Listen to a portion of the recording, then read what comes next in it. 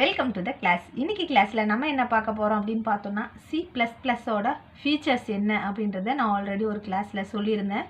Classes, objects, data abstraction, encapsulation, inheritance and polymorphism இது எல்லாம் தான் C++ஓட ஃபீச்சர்ஸு. இது இல்லாமல் சியில் நம்ம யூஸ் பண்ணதை தவிர அடிஷ்னலாக இருக்கிறது இதுதான். சரிங்களா? இதெல்லாம் இல்லாமல் தான் நம்ம சின்ற ஒரு லாங்குவேஜை பயன்படுத்திகிட்டு இருந்தோம். அந்த சி லாங்குவேஜில் இதெல்லாம் ஆட் பண்ணதுனால தான் அதை C++ன்னு சொல்கிறாங்க அப்படின்னு நான் சொல்லியிருந்தேன். இப்போ இதில் நம்ம கிளாஸ்னால் என்னன்னு இப்போ நல்லா தெரிஞ்சுக்கிட்டோம், ஆப்ஜெக்ட்ஸ்னால் என்னன்னு தெரிஞ்சுக்கிட்டோம். இப்போ இந்த பாலிமார்ஃபிசம் அப்படின்னா என்ன அப்படிங்கிறத இப்போ இந்த ஓவர்லோடிங் கான்செப்டை வச்சு நம்ம ஃபுல்ஃபில் பண்ணிட்டோம். ஃபங்க்ஷன் ஓவர்லோடிங், கன்ஸ்ட்ரக்டர் ஓவர்லோடிங் ரெண்டும் பண்ணோம் இல்லையா? இப்போ 2 வீடியோஸாக நம்ம ஃபங்க்ஷன் ஓவர்லோடிங் பார்த்தோம். கன்ஸ்ட்ரக்டர்னா என்ன, கன்ஸ்ட்ரக்டர் ஓவர்லோடிங்னா என்னன்னு பார்த்தோம். அந்த ஓவர்லோடிங் கான்செப்டை சொல்கிறது தான் பாலிமார்ஃபிசம். இன்றைக்கி நம்ம என்ன பார்க்க போகிறோம் அப்படின்னா இன்ஹெரிட்டன்ஸாக பார்க்க போகிறோம். இன்ஹெரிட்டன்ஸ்னால் என்ன அப்படிங்கிறத பற்றி இன்றைக்கி கிளாஸில் பார்க்கலாம். இந்த அப்ஸ்ட்ராக்ஷனும் என்கேப்சுலேஷனும் என்ன அப்படிங்கிறத நான் சொல்கிறேன். இதுவும் பார்த்தது தான். நம்ம அந்த பார்த்ததை உங்களுக்கு எக்ஸ்பிளைன் பண்ணணும் புரிகிற மாதிரி, அவ்வளோதான். இது எல்லா ப்ரோக்ராம்ஸ்லேயும் வர்றது தான். இருந்தாலும் இதை நான் தனியாக ஒரு வீடியோவில் போடுறேன். இன்றைக்கி கிளாஸில் இன்ஹெரிட்டன்ஸை பற்றி பார்க்கலாம் வாங்க. அதுக்கு முன்னாடி நம்ம சேனலை மறக்காமல் சப்ஸ்கிரைப் பண்ணி வச்சுக்கோங்க. அப்போ தான் நான் போடுற எல்லா வீடியோஸும் உங்களுக்கு வந்து சேரும். முடிஞ்சால் உங்கள் ஃப்ரெண்ட்ஸுக்கும் ஷேர் பண்ணுங்கள். இன்ஹெரிட்டன்ஸ்னால் என்ன அப்படின்னு பார்த்தோம்னா கான்செப்ட் ஆஃப் ரீயூஸ் அல்லது extend or modify the attributes and behaviours which are defined in other class. வேற ஒரு கிளாஸில் இருக்கக்கூடிய பிஹேவியர்ஸ் அண்ட் ஆட்ரிபியூட்ஸை ரீயூஸ் பண்ணிக்கலாம், அல்லது அதோட எக்ஸ்ட்ரா இன்னும் கொஞ்சம் ஆட் பண்ணிக்கலாம், அல்லது மாடிஃபை பண்ணலாம். அதை மாடிஃபை பண்ணி இன்னொரு புதுசாக ஒரு கிளாஸை க்ரியேட் பண்ணலாம். அந்த கான்செப்டுக்கு பேர் தான் இன்ஹெரிட்டன்ஸ். சிம்பிளாக என்ன சொல்லியிருக்கேன் பாருங்கள், ரீயூஸ்னால் திரும்ப பயன்படுத்திக்கலாம். கோடை ஒரு கிளாஸை மொத்தமாக திரும்ப பயன்படுத்திக்கலாம், அல்லது மொத்தமாக பயன்படுத்திட்டு அதோடு இன்னும் கொஞ்சம் எக்ஸ்ட்ராவாக சேர்த்து பயன்படுத்திக்கலாம், அல்லது ஏற்கனவே இருக்கிறதுல கொஞ்சம் மாடிஃபை பண்ணி நான் புதுசாக ஒன்றை க்ரியேட் பண்ணிக்கலாம். அதான் ஆட்ரிபியூட்ஸ் அண்ட் பிஹேவியர்ஸ்னால் அதில் நம்ம என்னென்னலாம் எழுதியிருக்கிறோமோ அது எப்படியெல்லாம் யூஸ் ஆகுதோ அதை அதர் கிளாஸ்லேருந்து எடுத்து நம்ம புதுசாக ஒரு கிளாஸை க்ரியேட் பண்ணலாம் அப்படிங்கிற கான்செப்டுக்கு பேர் இன்ஹெரிட்டன்ஸ் அப்படின்னு சொல்கிறாங்க. சரி, இங்கே இன்னொரு டெஃபினிஷன் கிடையாது, அது 2 கிளாஸ் வருது இல்லையா? அந்த 2 கிளாஸை எப்படி சொல்லலாம் அப்படிங்கிறத யூஸ் பண்ணியிருக்கேன் பாருங்கள். தி class which inherits the members of another class is called derived class. இப்போ இந்த கான்செப்டை பேஸ் பண்ணி ஒரு கிளாஸ் உருவாக்குறோம் இல்லையா?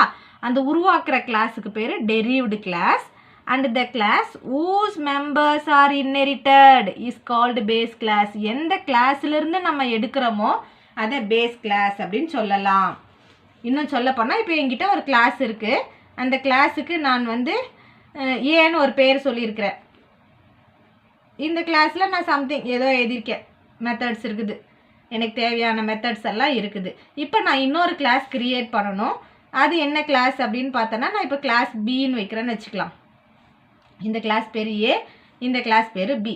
இந்த கிளாஸில் நான் என்ன பண்ண போகிறேன் அப்படின்னு பார்த்தோன்னா இதில் இருக்கிற மொத்தத்தையும் அப்படியே எடுத்து நான் யூஸ் பண்ணிக்கிறேன். வேணும்னா அடிஷ்னலாக சேர்த்துக்கிறேன். அடிஷ்னலாக என்ன பண்ண போகிறேன், சேர்த்துக்க போகிறேன். இல்லை இங்கே இருக்கிறத கொஞ்சம் மாடிஃபை பண்ணி நான் யூஸ் பண்ணிக்க போகிறேன். அப்போ இந்த கிளாஸை பேஸ் கிளாஸ் அப்படின்னு சொல்கிறோம், இந்த கிளாஸை டெரிவ்டு கிளாஸ். இந்த கிளாஸை என்னன்னு சொல்கிறோம், டெரிவ்டு கிளாஸ் அப்படின்னு சொல்கிறோம். அதாவது இருக்கிற கிளாஸை தான் பயன்படுத்தி புது கிளாஸ் க்ரியேட் பண்ணுறோம். அந்த புது கிளாஸ்க்கு டெரிவ்டுனும் அந்த எடுத்துக்கிட்டோம் இல்லையா கிளாஸு, அந்த கிளாஸை பேஸ் கிளாஸ்ன்னு சொல்லலாம், அல்லது சூப்பர் கிளாஸ் அப்படின்னும் சொல்லலாம், இதை சப் கிளாஸ்ன்னு சொல்லலாம், எப்படி வேணும்னாலும் சொல்லலாம். அல்லது பேரண்ட்டுன்னு சொல்லுவாங்க, சைல்டு அப்படின்னு சொல்லுவாங்க. சரிங்களா? Derived class, child class, sub class மூணுமே ஒன்று தான். Base class, super class, parent class அது மூணுமே ஒன்று தான். இது ஒன்றுத்தோட பேர் தான் அத்தனை வகையிலையும் நம்ம சொல்லலாம். சரி, ஒரு கிளாஸ் இப்போ எப்படி க்ரியேட் பண்ணுறது, டேரெக்டாக அப்படியே வந்துடுமா? இது க்ரியேட் பண்ணுறதுக்குன்னு ஒரு ரூல் இருக்கும் இல்லையா? அந்த சின்டாக்ஸ் என்ன அப்படின்னு பார்த்தீங்கன்னா, கிளாஸுன்ற கீவேர்டை பயன்படுத்தணும், கிளாஸுக்கு ஒரு பேர் சொல்லணும், அப்புறமா இந்த கோலன் அப்படிங்கிற இந்த கோலன் ஆப்ரேட்டரை பயன்படுத்தணும், ஆக்சஸ் ஸ்பெசிஃபையர் நம்ம C++ல 3 டைப்ஸ் ஆஃப் ஆக்சஸ் ஸ்பெசிஃபையர்ஸை பார்த்துட்ருக்கோம். ப்ரைவேட்டு, பப்ளிக்கு, ப்ரொடெக்டட் அப்படின்னு 3 பார்த்துட்ருக்குறோம். இப்போ ப்ரொடெக்டடுக்கு இங்கே வேலை வரப்போகுது இந்த இனி வரப்போகிற ப்ரோக்ராம்ஸ்ல எல்லாம். அந்த 3ல் ஏதாவது ஒரு ஆக்சஸ் ஸ்பெசிஃபையரை சொல்லணும். அதுக்கப்புறமா பேஸ் கிளாஸ், எந்த கிளாஸ்லேருந்து நீங்கள் இந்த கான்செப்டை எடுத்துக்கிறீங்க, அதாவது என்ன சொல்லியிருக்கிற நம்ம ஆட்ரிபியூட்ஸ் அண்ட் பிஹேவியர்ஸ் அதெல்லாம் எடுக்கிறோம் இல்லையா, அந்த கிளாஸோட பேர். எக்ஸாம்பிளுக்கு நான் இங்கே கொடுத்துருக்குறேன் பாருங்கள், கிளாஸு சைல்டு. சைல்டுங்கிறது என்னோட கிளாஸ் பேர், அதாவது டெரிவ்டு கிளாஸ் பேர். இப்போ நான் எடுத்துக்கிறேன் இல்லையா, இங்கே ஒரு புதுசாக ஒரு கிளாஸ் க்ரியேட் பண்ணுறேன் இல்லையா, அந்த கிளாஸுக்கு பேர் இப்போ நான் இங்கே பீன்னு கொடுத்துருக்குற மாதிரி இங்கே சைல்டுன்னு கொடுத்துருக்குறேன். Colon public. பப்ளிக் அப்படின்னா இங்கே இருக்கிறத நம்ம இங்கே பயன்படுத்திக்கலாம் அப்படின்னு அர்த்தம். ப்ரைவேட்டு, ப்ரொடெக்டடு அந்த மாதிரியும் இருக்குது. ப்ரைவேட்டில் கொடுத்தோம்னா ஒரு கிளாஸ்க்கு மட்டும்தான் பயன்படுத்தலாம்.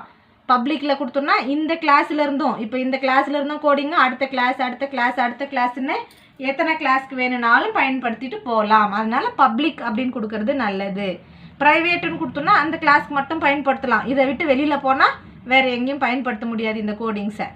ப்ரொடெக்டட் அப்படின்னு கொடுத்தோம் அப்படின்னா, இப்போ இந்த கிளாஸ்க்கு ப்ரொடெக்டட் கொடுத்துட்டு இங்கே டெரிவ்டு பண்ணிட்டோம்னா இந்த கோடிங்கை இங்கே பயன்படுத்தலாம். மறுபடியும் இதிலேருந்து இன்னொரு கிளாஸை க்ரியேட் பண்ணலாம், நம்ம இங்கேயும் பயன்படுத்தலாம். இதிலிருந்து இன்னொரு கிளாஸ் க்ரியேட் பண்ணலாமா அப்படின்னா முடியாது. இப்போ ப்ரொடெக்டட் அப்படின்னா ஒரு கிளாஸு, அதுலேருந்து இன்னும் ஒரு கிளாஸ், அவ்வளோதான். ஸோ அப்போ ஒரு கிளாஸ்க்கும் இன்னொரு கிளாஸ்க்கும் மட்டும் பயன்படுத்தணும்னா ப்ரொடெக்டடு. இப்போ இங்கே நான் யூஸ் பண்ணுற கோடிங்கை மறுபடியும் எத்தனை கிளாஸில் வேணும்னாலும் பயன்படுத்திக்கலாம் அப்படின்னா பப்ளிக்கு.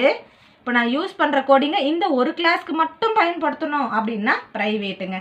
இப்போ தெரியுதுங்களா 3 ஆக்சஸ் ஸ்பெசிஃபையருக்கும் டிஃப்ரென்ஸு. ஒரு கிளாஸ்க்கு மட்டும்னா ப்ரைவேட்டு, ஒரு கிளாஸும் அதுலேருந்து இன்னொரு கிளாஸை நான் உருவாக்கிக்கலாம் அப்படின்னா ப்ரொடெக்டடு, இதிலேருந்து நான் இன்னும் எத்தனை கிளாஸை வேணும்னாலும் உருவாக்கிக்கலாம்னா பப்ளிக். சிம்பிளாக அவ்வளோதாங்க. அந்த மாதிரி 3ல் ஏதாவது உங்களுக்கு எது வேணுமோ அந்த ஆக்சஸ் ஸ்பெசிஃபையரை சொல்லிவிட்டு கிளாஸோட பேர் பேரண்ட். இப்போ இந்த பேரண்ட்டுங்கிறது நான் ஏற்கனவே க்ரியேட் பண்ண கிளாஸாக இருக்கணும். இப்போ இங்கே கிளாஸ் ஏன்னு கொடுத்துருக்குறேன் இல்லையா, அந்த மாதிரி.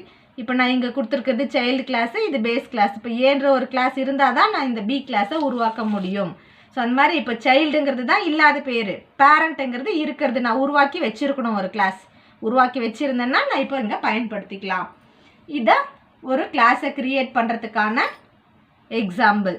இதன்படி இப்போ நம்ம இன்ஹெரிட்டன்ஸில் என்னென்னலாம் இன்ஹெரிட்டன்ஸ் இருக்குது, எப்படி ஒரு ப்ரோக்ராமை எழுதுறது அப்படிங்கிறத பார்க்கலாம். ப்ரோக்ராமை எழுதுறதுக்கு முன்னாடி டைப்ஸ் ஆஃப் இன்ஹெரிட்டன்ஸ் என்னென்ன இருக்குதுங்கிறத தெரிஞ்சுக்கலாம். முதல்ல டைப்ஸ் ஆஃப் இன்ஹெரிட்டன்ஸில் சிங்கிள் இன்ஹெரிட்டன்ஸ் அப்படின்னு ஒன்று இருக்குதுங்க. அது என்னங்க சிங்கிள் இன்ஹெரிட்டன்ஸ்? ஒரு கிளாஸ் இருக்கலாம், அதுலேருந்து இன்னொரு கிளாஸை உருவாக்கலாம். இதுதான் சிங்கிள் இன்ஹெரிட்டன்ஸ். ஒரு கிளாஸ்லேருந்து இன்னொரு கிளாஸை உருவாக்குறதுக்கு பேர். அடுத்தது மல்டி லெவல் இன்ஹெரிட்டன்ஸ் அப்படின்னு ஒன்று இருக்குது. அது என்ன அப்படின்னு பார்த்தோம்னா, ஒரு கிளாஸு நம்ம க்ரியேட் பண்ண ஒரு கிளாஸு, அதுலேருந்து இன்னொரு கிளாஸை எடுத்துக்கிறோம், அதுலேருந்து மறுபடியும் இன்னொரு கிளாஸு, அதுலேருந்து மறுபடியும் இன்னொரு கிளாஸ். அந்த மாதிரி ஒரு கிளாஸ்லேருந்து நிறைய கிளாஸஸ் போயிட்டே இருக்கும், அப்படியே லெவல் டெப்த்தாக போயிட்டே இருக்கும். இப்போ சிலேருந்து இன்னொரு டி கிளாஸை க்ரியேட் பண்ணலாம். இந்த மாதிரி ஒரு ஒரு லெவலுக்கும் உள்ளே போயிட்டே இருக்கும். இதுக்கு பேர் மல்டி லெவலுங்க. சிங்கிள் அப்படின்னா ஒன்றுலேருந்து இன்னொன்று, அவ்வளோதான், முடிஞ்சிடுச்சு. அதுக்கு பேர் சிங்கிள். மல்டி லெவல் அப்படின்னா ஒரு கிளாஸ்லேருந்து இன்னொரு கிளாஸு, அதுலேருந்து இன்னொன்று, அதுலேருந்து இன்னொன்று, அந்த மாதிரி போயிட்டே இருக்கிறதுக்கு பேர் multi level inheritance. Suppose multiple இன்ஹெரிட்டன்ஸ்னு ஒன்று இருக்குது. அது எப்படி இருக்கும் அப்படின்னு பார்த்தோம்னா, இந்த மல்டிபிள் இன்ஹெரிட்டன்ஸ் அப்படிங்கிறது 2 கிளாஸ் தனித்தனியாக இருக்கும். ஏ கிளாஸ்ன்னு ஒன்று, பி கிளாஸ்ன்னு ஒன்று, நான் 2 கிளாஸ் தனித்தனியாக வச்சுருப்பேன். அது 2த்துலேருந்தும் கான்செப்டை எடுத்து நான் புதுசாக ஒரு கிளாஸ் க்ரியேட் பண்ணுறேன். இதில் இருக்கிறதும் வேணும் எனக்கு, இதில் இருக்கிறதும் வேணும். இது 2ஐயும் நான் ஒரு இடத்துக்கு பயன்படுத்த போகிறேன். இப்போது என்கிட்ட பேங்க்லேருந்து நான் வந்து அமௌண்ட் எடுக்கிறேன் பணத்தில் அப்படின்னா, நம்ம பேங்க் அக்கௌண்ட்டில் நிறைய ஃபைல்ஸ் மெயின்டைன் பண்ணுவாங்க. இப்போ நம்மளோட பர்சனல் டீட்டெயில்ஸ் எல்லாம் ஒரு ஃபைலில் இருக்கும், நம்மளோட அமௌண்ட் டீட்டெயில்ஸ் எல்லாம் ஒரு ஃபைலில் இருக்கும். இப்போ நான் வந்து வித்ட்ரா பண்ணுறேன் அப்படின்னா என்னோடய அமௌண்ட் மட்டும் இருந்தால் போதாது, என்னோடய அக்கௌண்ட் நம்பர் வேணும், என்னோட சில டீட்டெயில்ஸ் வேணும் இல்லையா உங்களுக்கு. அது ஒரே ஃபைல்லேருந்து எடுக்க மாட்டாங்க, 2 தனித்தனி ஃபைல்ஸ்லேருந்தும் எடுத்து நம்ம எப்போல்லாம் ஏடிஎம்மில் போயிட்டு அக்கௌண்ட்டு பணம் எடுக்கிறோமோ அப்போல்லாம் நமக்கு பர்சனல் டீட்டெயில்ஸ் வேணும்னா ஒரு ஃபைல்லேருந்து போய் எடுத்துக்கோ, அமௌண்ட் டீட்டெயில்ஸ் வேணும்னா இன்னொரு ஃபைல்லேருந்து எடுத்துக்கோ. இந்த மாதிரி மோர் தென் 1 பேரண்ட் கிளாஸில் லிங்க் வச்சுக்கிட்டு இருந்ததுன்னா அந்த கிளாஸுக்கு பேர் மல்டிபிள் இன்ஹெரிட்டன்ஸ். அந்த மாதிரி ஒரு கிளாஸை க்ரியேட் பண்ணோன்னா அதுக்கு மல்டிபிள் இன்ஹெரிட்டன்ஸ். சரி, அடுத்தது ஹைரார்கிக்கல் இன்ஹெரிட்டன்ஸ்னு ஒன்று இருக்குது பாருங்க. அது என்னது ஹைரார்கிக்கல் இன்ஹெரிட்டன்ஸ்? ஒரு பேஸ் கிளாஸு, அதுலேருந்து மறுபடியும் நான் ஒரு இன்ஹெரிட் பண்ணி ஒரு கிளாஸ் கிரியேட் பண்ணிட்டேன் பின்னு. அப்புறமா அந்த ஏலேருந்தே இன்னொரு கிளாஸும் கிரியேட் பண்ணி வச்சுருக்கேன் சின்னு. அப்போ ஏலேருந்து நான் 2 கிளாஸை கிரியேட் பண்ணிட்டேன். டியில் மறுபடியும் டின்னு கொடுத்துட்டு அதுலேருந்தும் மறுபடியும் ஏலேருந்தே எடுத்துருக்குறேன் நான். அப்போது இந்த ஏங்கிற கிளாஸு எதுக்கெல்லாம் சப்போர்ட் பண்ணுது பாரு, பிக்கு, சிக்கு, டிக்கு, 3க்குமே சப்போர்ட் பண்ணுது. இதுதான் ஹைரார்கிக்கல் இன்ஹெரிட்டன்ஸ்.